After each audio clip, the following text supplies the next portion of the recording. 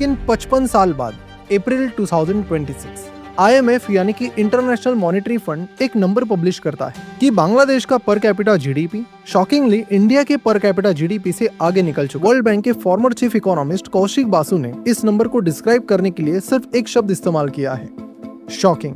क्योंकि ये जो नंबर है एक बहुत ही अनकंफर्टेबल सवाल पूछता है कि एक देश जो हमसे 8 गुना छोटा है, जिसके আসসালামু আলাইকুম জি, আমি সুমেন। আপনারা দেখছেন সুমেন রিएक्शंस। আমি ভালো আছি, आशा करी सभी ভালো আছেন। यहाँ पे जी आज हम बात करेंगे कि किस तरह ना सिर्फ पाकिस्तान बल्कि भारत को भी बांग्लादेश ने पीछे छोड़ दिया है। Bangladesh is richer than Pakistan and India. ये चीज़ अब भारतीय मीडिया एक्सेप्ट कर रहा है कि बांग्लादेश को तो हम कुछ समझते ही नहीं थे, लेकिन बांग्लादेश भारत को कैसे पीछे छोड़ गया। यहाँ पे IMF की एक बहुत अहम किस्म की रिपोर्ट का खुलासा भी आप लोगों से शेयर करेंगे। यहाँ पे IMF ने बांग्लादेश के हवाले से क्या कहा है और कौन सी चीज़ें हैं जो बांग्लादेश फॉलो कर रहा है और भारत फॉलो नहीं कर रहा, पाकिस्तान फॉलो नहीं कर रहा, जिसकी वजह से बांग्लादेश तेजी से आगे बढ़ता जा रहा है और पाकिस्तान और भारत जैसी कंट्रीज जो हैं वो पीछे की तरफ जाती जा रही है। आप लोगों के साथ मैं बहुत इंटरेस्टिंग रिपोर्ट शेयर करने वाली हूँ। यहाँ पे भारतीय मीडिया बांग्लादेश की तारीफ कर रहा है कि बांग्लादेश ने कैसे और क्या किया कि आज इस पोजीशन पे खड़ा है कि सबको छाड़ दिया है। तो बिना टाइम वेस्ट किए पहले हम रिपोर्ट देखते हैं। चैनल पे न्यू है तो चैनल को सब्सक्राइब करें और बेल आइकॉन को क्लिक करें। सो चलते देखते हैं वीडियो। 1971 इंडिया और पाकिस्तान के बीच एक वॉर होता है और उस वॉर के बाद दुनिया के नक्शे पर एक नया देश बनता है, बांग्लादेश।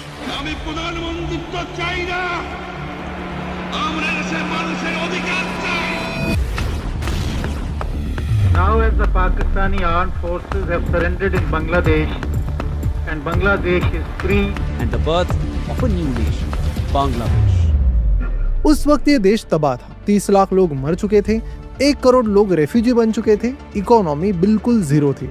इतनी बुरी हालत थी कि दुनिया भर के तमाम इकोनॉमिस्ट कह रहे थे कि ये देश कभी भी अपने पैरों पर है। देखिए, इंडिया की टोटल इकोनॉमी अभी भी बांग्लादेश से 8 गुना बड़ी है। हम अभी भी दुनिया के 6th लार्जेस्ट इकोनॉमी है। तो ये कोई क्राइसिस नहीं है। लेकिन वर्ल्ड बैंक के former chief economist Kaushik Basu ने इस नंबर को डिस्क्राइब करने के लिए सिर्फ एक शब्द इस्तेमाल किया है, शॉकिंग। क्योंकि ये जो नंबर है एक बहुत ही अनकंफर्टेबल सवाल पूछता है कि एक देश जो हमसे 8 गुना छोटा है, जिसके पास ना ऑयल है ना कोई IT सेक्टर है, यहाँ तक कि वहाँ की सरकार 2 साल पहले ही गिर गई थी। अगर बांग्लादेश और इंडिया की बात करें तो हम दोनों में बहुत सारी सिमिलैरिटीज है। वहाँ पर भी करप्शन है, यहाँ पर भी करप्शन है, गरीबी वहाँ पर भी है, गरीबी यहाँ भी है। तो ऐसे में सवाल ये आता है कि बांग्लादेश ने आखिर ऐसा क्या कर दिया जिससे बांग्लादेश का पर कैपिटा जीडीपी इंडिया से आगे बढ़ चुका है। So let's begin. नमस्कार, मैं प्रसाद आपका आज के इस वीडियो में स्वागत करता हूँ और आपको बता दूं कि ये जो चीज है ये पहली बार नहीं हुई। इसके लिए हमें थोड़ा हिस्ट्री में जाना पड़ेगा। तो देखिए, 1989 से 2002 तक पूरे 13 साल बांग्लादेश हमसे आगे ही था। फिर 2002 के बाद इंडिया आगे चला गया लगभग 15 सालों तक और फिर 2018 में बांग्लादेश ने फिर से हमें पीछे छोड़ दिया और तब से लेकर 2024 तक 7 साल वो कंसिस्टेंटली हमसे आगे रहे। फिर 2025 में हम थोड़ा आगे निकल गए और अब 2026 में वो फिर से आगे चले गए। मतलब पिछले 50 सालों में इंडिया और बांग्लादेश के बीच ये रेस लगातार तेजी से चल रही है। कभी हम आगे कभी वो, और ज्यादातर इंडियंस को इसकी खबर ही नहीं है। देखिए, ये कोई एक्सीडेंट नहीं है, ये एक पैटर्न है जो सदियों से चल रहा है और जिसके बारे में हमें कभी बताया नहीं गया। तो शॉर्ट में सवाल यही है कि 1971 में वो 0 से शुरू हुए और बावजूद उसके उन्होंने हमें कैसे पीछे छोड़ दिया। तो इस सवाल का जवाब ढूंढने के लिए हमें जाना पड़ेगा 1977 में। बांग्लादेश सिर्फ 6 साल पुराना देश था। इकोनॉमी तबाह थी, एग्रीकल्चर जीडीपी का 60% था और मैन्युफैक्चरिंग मात्र 6.8%। और चितगांव जैसे शहर में एक ऑफिस में एक आदमी बैठा है, नूरुल कादर, और वो खुद से ही एक सवाल पूछता है, हम चाहते क्या है, नौकरियां और डॉलर। उन्होंने नोटिस किया कि दुनिया भर के कई सारे गरीब देश एक इंडस्ट्री की मदद से गरीबी से बाहर निकले थे, वो थी कपड़ा इंडस्ट्री। फिर कादर एक डिसीजन लेते हैं कि बांग्लादेश का नेक्स्ट बेट कपड़ा होगा। फिर उसी साल चितगांव में खुलता है देश गारमेंट्स, बांग्लादेश की पहली एक्सपोर्ट ओरिएंटेड फैक्ट्री। लेकिन उसके पास ना मशीन्स है, ना नॉलेज, ना बायर्स, और इसीलिए वो एक डील करते हैं कोरिया की सबसे बड़ी कंपनी दीव के साथ। लेकिन सवाल ये कि दीव, कोरिया की इतनी बड़ी कंपनी, एक छोटे से बांग्लादेशी फैक्ट्री के साथ डील क्यों ही करेगी। इस सवाल का जवाब छुपा था एक ट्रेड रूल में। देखिए 1974 में अमेरिका और यूरोप ने एक ग्लोबल कैप लगाया था, हर देश कितने कपड़े एक्सपोर्ट कर सकता है। कोरिया अपना जो कोटा था वो ऑलरेडी हिट कर चुका था, लेकिन बांग्लादेश का कोटा बिल्कुल एम्प्टी था। तो देव को बांग्लादेश चाहिए था अपने एक्स्ट्रा गारमेंट शिपिंग के लिए, और बांग्लादेश को देव चाहिए थी ट्रेनिंग और मशीन्स के लिए।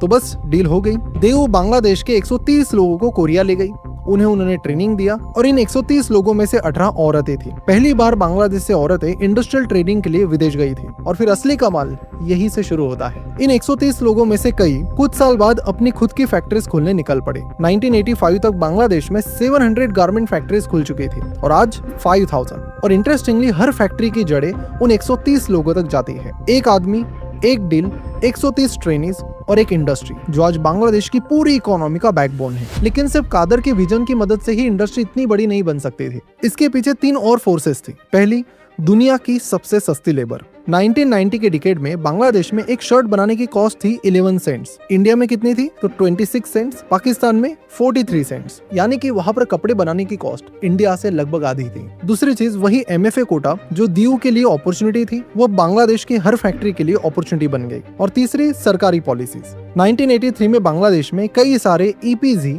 यानी कि एक्सपोर्ट प्रोसेसिंग जोन्स बनाए गए। इसके अंदर फैक्ट्रीज एक अलग रूल बुक पर चलती थी। आप रॉ मटेरियल इंपोर्ट करो, कोई टैक्स नहीं। आप फिनिश गुड एक्सपोर्ट करो, कोई टैक्स नहीं। आप ऑफिस इक्विपमेंट्स लाओ, मशीन्स लाओ, कुछ भी लाओ, कोई ड्यूटी नहीं। और आप ही बताइए कि गारमेंट बिजनेस में सबसे बड़ी कॉस्ट क्या है? कपड़ा ही है। और बांग्लादेश ने तो इस कॉस्ट को ही लगभग 0 कर दिया। रिजल्ट, फॉरेन बायर्स को मिल रही थी एशिया की सबसे सस्ती लेबर, MFA का कोटा एक्सेस और 0 इंपोर्ट ड्यूटी। इतनी सस्ती डील उन्हें शायद ही दुनिया में कहीं और मिलती। और इसीलिए जो इंडस्ट्री 1983 में बांग्लादेश के टोटल एक्सपोर्ट का सिर्फ 4% थी, वो 2023 आते आते 84% बन चुकी है। 4 से सीधा 84, 50 साल से भी कम टाइम पीरियड। आज दुनिया में सिर्फ एक देश है जो बांग्लादेश से ज्यादा कपड़े एक्सपोर्ट करता है, और ऑब्वियसली वो है चाइना। फाइनेंशियल ईयर 2025 का डेटा देखें तो अकेली ये इंडस्ट्री $39 बिलियन का बिजनेस कर रही है, यानी लगभग 3.5 से 4 लाख करोड़ का। यूरोपियन यूनियन में इसकी हिस्सेदारी है 50%। अमेरिका में इसके एक्सपोर्ट्स हर साल 14% बढ़ रहे हैं। आगे बढ़ने से पहले आपसे एक जरूरी बात करना चाहूंगा। फिलहाल मार्केट एक करेक्शन मोड में है, और ऐसे टाइम में ज्यादातर इन्वेस्टर्स डर जाते हैं, लेकिन वैल्यू इन्वेस्टर्स के लिए यही समय सबसे बड़ी अपॉर्चुनिटी लेकर आता है। अगर आप सही रिसर्च के साथ इन्वेस्ट करें तो ऐसे फेजेस आपको लॉन्ग टर्म वेल्थ बनाने का बेस्ट चांस देते हैं। लेकिन फिर प्रॉब्लम यह है कि हर किसी के पास रिसर्च करने का टाइम नहीं होता। इसी प्रॉब्लम को सॉल्व करने के लिए हमने लॉन्च किया है इकाशी प्रो। इकाशी प्रो में रिसर्च का काम हमारा और इन्वेस्टिंग का डिसीजन आपका। हर महीने हम आपके लिए वेल रिसर्च स्टॉक्स आइडेंटिफाई करेंगे, और अगर किसी महीने स्टॉक में ज्यादा करेक्शन आता है तो उस केस में हम 2 स्टॉक्स भी शेयर कर सकते हैं। इससे आपके इन्वेस्टिंग का प्रोसेस काफी सिंपल हो जाएगा। और हाँ, हम सेबी रजिस्टर्ड रिसर्च एनालिस्ट हैं। अगर आप अपना टाइम बचाना चाहते हैं और रिसर्च का काम एक्सपर्ट्स पर छोड़ना चाहते हैं तो इकाशी प्रो आपके लिए है। इस कम्युनिटी में 2 प्लान्स अवेलेबल हैं। 6 मंथ्स प्लान जिसमें आपको 6 वेल रिसर्च स्टॉक्स मिलेंगे, और 12 मंथ्स प्लान जिसमें आपको 12 वेल रिसर्च स्टॉक्स मिलेंगे। ये सारे स्टॉक रिकमेंडेशंस आपको ईमेल के साथ साथ व्हाट्सएप के जरिए मिलेंगे। इसे ज्वाइन करने के लिए सिंपली आप नीचे डिस्क्रिप्शन और कमेंट बॉक्स में दी गई लिंक पर क्लिक कीजिए और फॉर्म फिल कीजिए। चलिए बढ़ते हैं वीडियो की तरफ। लेकिन बांग्लादेश के लिए गारमेंट इंडस्ट्री सिर्फ एक इंडस्ट्री ग्रोथ नहीं थी, उसने बांग्लादेश की पूरी इकोनॉमी का स्ट्रक्चर ही बदल दिया। 1971 में बांग्लादेश की GDP का अप्रोक्सीमेटली 60% एग्रीकल्चर से आता था। इंडस्ट्री, सर्विसेज, ये चीजें ना के बराबर चल रही थी। और आज वहां पर एग्रीकल्चर कितना रह गया है?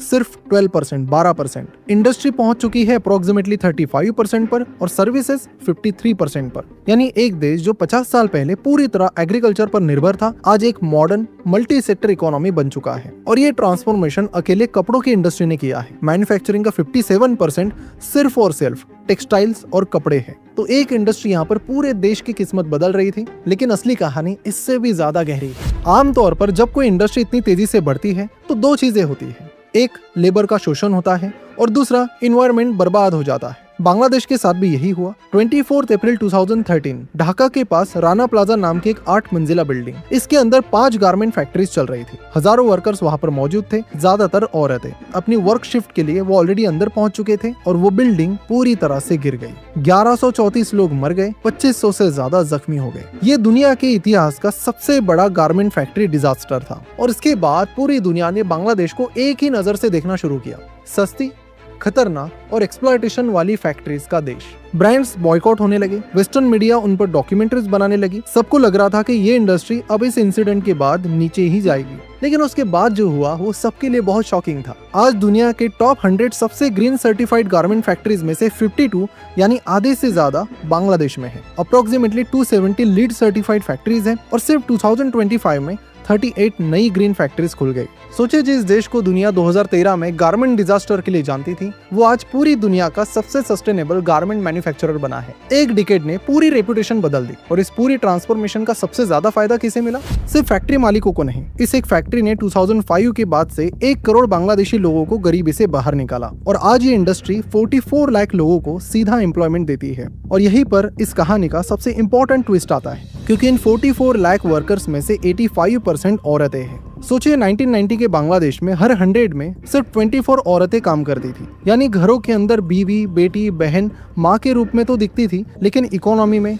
ऑफिशियल काम की दुनिया में उनका कोई नाम नहीं था। ये सिर्फ बांग्लादेश की कहानी नहीं थी, साउथ एशिया के हर देश में यही हालत थी, इंक्लूडिंग इंडिया। फिर वहाँ पर गारमेंट फैक्ट्रीज खुलना शुरू हुई और फैक्ट्री मालिकों ने एक बात नोटिस की, सिलाई मशीन पर काम करने के लिए औरतें ज्यादा एफिशिएंट है, ज्यादा पेशेंट है, ज्यादा डिटेल्ड है और सबसे बड़ा फायदा वो कम पैसा मांगती थी। तो फैक्ट्रीज ने औरतों को हायर करना शुरू किया, पहले हजारों में, फिर लाखों में। 2010 तक सिर्फ 20 सालों में बांग्लादेश में काम करने वाली औरतों का परसेंटेज 24 से बढ़कर 36% हो गया। अब सोचिए, जब एक औरत पहली बार पैसा कमाती है, घर लेकर आती है, अपने हाथ से कुछ खरीदती है, अपने बच्चों की स्कूल की फीस देती है, इसका असर सिर्फ उस औरत पर नहीं होता है, बाकी औरतों पर होता है, पूरे समाज पर होता है। और कई सारे इकोनॉमिस्ट ने एग्जैक्टली यही पाया। जर्नल ऑफ डेवलपमेंट इकोनॉमिक्स की एक रिसर्च ने दिखाया, जैसे जैसे गारमेंट इंडस्ट्री बढ़ी, बांग्लादेश में 3 चीजें होने लगी। पहली, लड़कियों की शादी करने की उम्र बढ़ने लगी। दूसरी, लड़कियों का स्कूल छोड़ने का रेट गिर गया।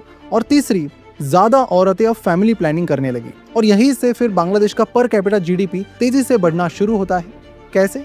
सिंपल मैथ है। देखिए, पर कैपिटा जीडीपी का मतलब होता है total income of that country divided by total population. अब इनकम बढ़ रही है क्योंकि औरतें भी काम कर रही हैं और पॉपुलेशन अब पहले से धीरे धीरे बढ़ रही है क्योंकि बच्चे कम हो रहे हैं, तो per capita GDP number automatically ऊपर जाने लगा। और इंटरेस्टिंगली बांग्लादेश ने ये पूरी तरह से एक्सीडेंटली किया। इसके लिए ना सरकार ने कोई पॉलिसी लाई कि पॉपुलेशन कंट्रोल प्रोग्राम वगैरह लाओ, कुछ नहीं, बस उन्होंने औरतों को काम दिया और बाकी सब ऑटोमेटिकली होते चला गया। और जब हमने रिसर्च किया तो पता चला कि ये जो पैटर्न है ये सिर्फ बांग्लादेश में नहीं हुआ है, इस तरह का पैटर्न और भी कंट्रीज में पाया गया है, जैसे कि वियतनाम। आज वहाँ पर 100 में से 69 औरतें काम करती है। वियतनाम की इकोनॉमी पिछले 30 सालों में दुनिया की सबसे तेजी से बढ़ने वाली इकोनॉमीज में से एक है। चाइना, वहां पर ये नंबर 60% है और चाइना ने पिछले 40 सालों में जो इकोनॉमिक ट्रांसफॉर्मेशन किया है वो दुनिया के इतिहास में शायद सबसे बड़ा है। और अमेरिका, दुनिया की सबसे बड़ी इकोनॉमी, वहां पर हर 100 में से 57 औरतें काम करती है। कंपेयर करें वर्ल्ड एवरेज से तो दुनिया भर में ये नंबर लगभग 51% है। वियतनाम, चाइना, अमेरिका सब दुनिया के एवरेज से ऊपर है, लेकिन इंडिया में ये नंबर अप्रोक्सीमेटली 41% है। वर्ल्ड बैंक की एक रिसर्च कहती है कि अगर साउथ एशिया की औरतों की वर्कफोर्स पार्टिसिपेशन दुनिया के लेवल तक आ जाए